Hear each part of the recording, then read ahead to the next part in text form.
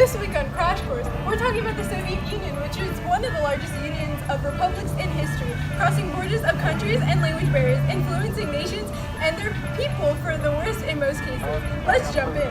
Woo!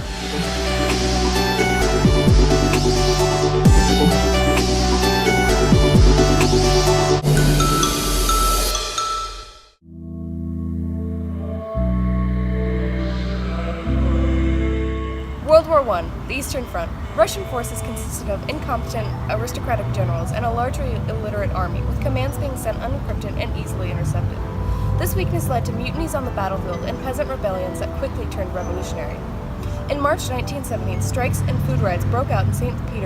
Petersburg, which were spurred on by wartime misery, conditions of early industrialization, and feudal agricultural reforms. The revolutionaries cried not only for better conditions, food, and work, but an entirely new governmental approach.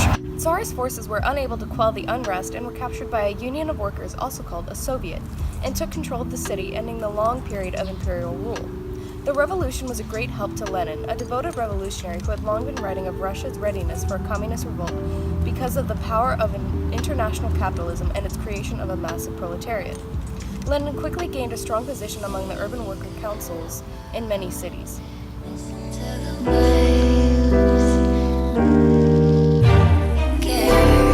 Lenin led massive takeovers of basic industries throughout the state and helped set economic policies. Lenin and his supporters helped to establish the Union of Soviet Socialist Republics, or the USSR, in 1923. The USSR was comprised of the various ethnic groups of Russia, but had no distinct representation, and it was controlled by Supreme Soviet, which was a parliamentary section of the USSR comprised of communist leaders. After Lenin died, there was confusion over who would become the next leader of the Soviet Union, and a number of candidates fought for the role. In 1924, Joseph Stalin took control and began his 5-year plan. Let's go to the thought bubble. The 5-year plan was an ambitious plan for rapid industrialization and collectivization. Collectivization meant that farms became state-run rather than individually owned. This often lowered food production. Peasants were unmotivated despite getting small plots of land, job security, and government propaganda.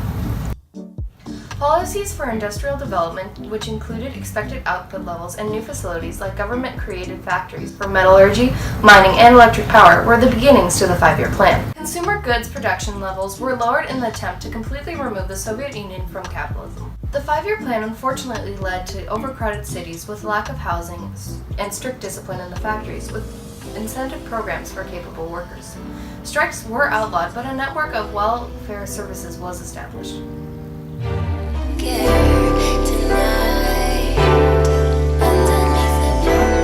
Oh, it's time for the open letter?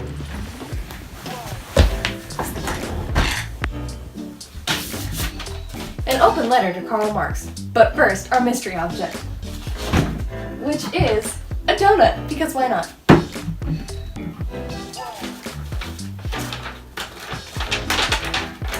An open letter to Karl Marx. Dear Karl Marx, one thing that can be said is that your beliefs and ideas greatly influenced history well into the 20th century, a long time after you were gone.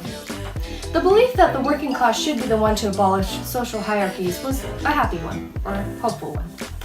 In theory, this may be possible, but as seen in the Soviet Union, has disastrous consequences if carried out in real life.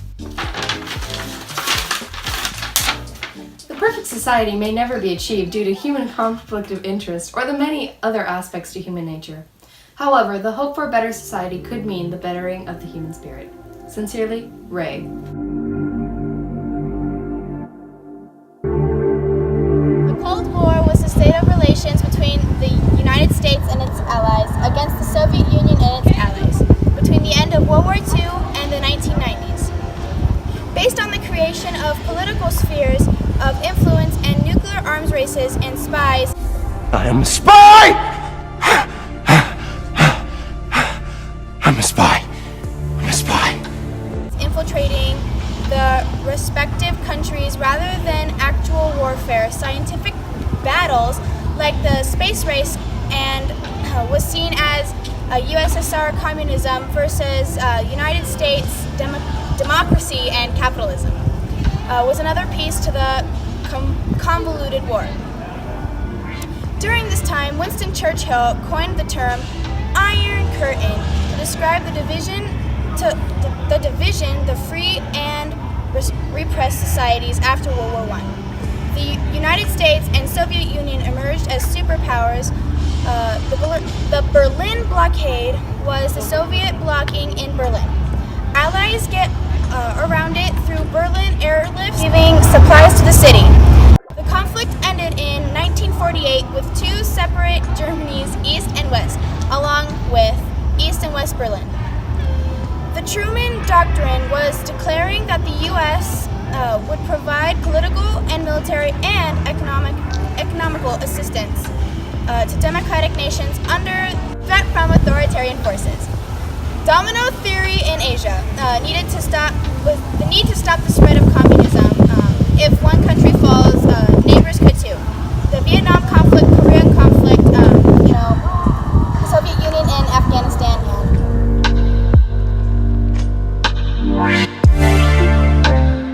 In the fall of the Soviet Union, there was the impact of having poor society.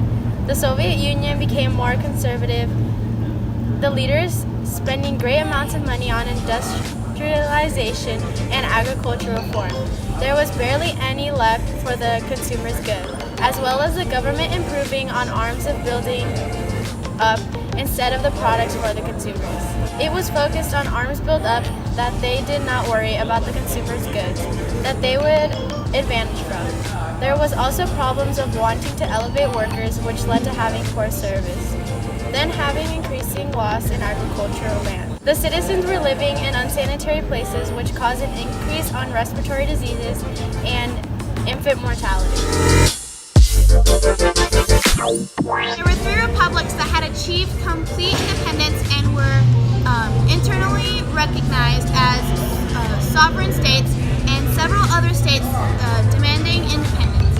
Attempts were made by Mikhail, the president of the Soviet Union, to establish a new union of sovereign states with some degree of integration in foreign policy, defense, and economic affairs.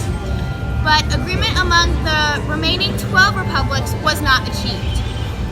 Whatever the legal position, the Union republics had begun to act as if they were sovereign states and were negotiating with each other by passing the vestigial central government. The process culminated on December 8th of 1991 in the signing of an agreement between the three Slavic republics, Russia, Ukraine, and Bulgaria, for the establishment of the Commonwealth of Independent States, or CIS, with an agreed common policy for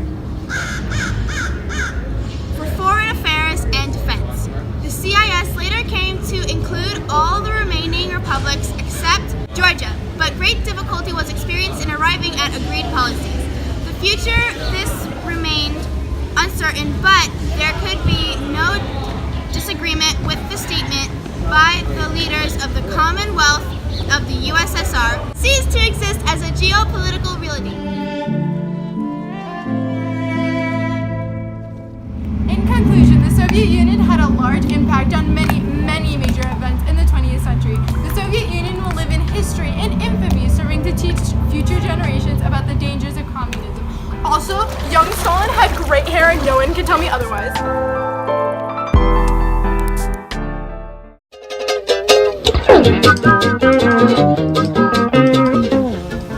The domino theory in Asia needed to stop the spread of communism. Did I say it wrong?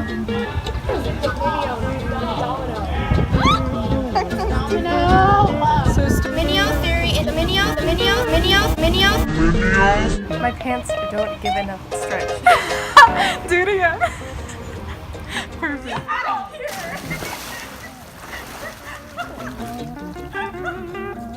I get attacked for telling the truth.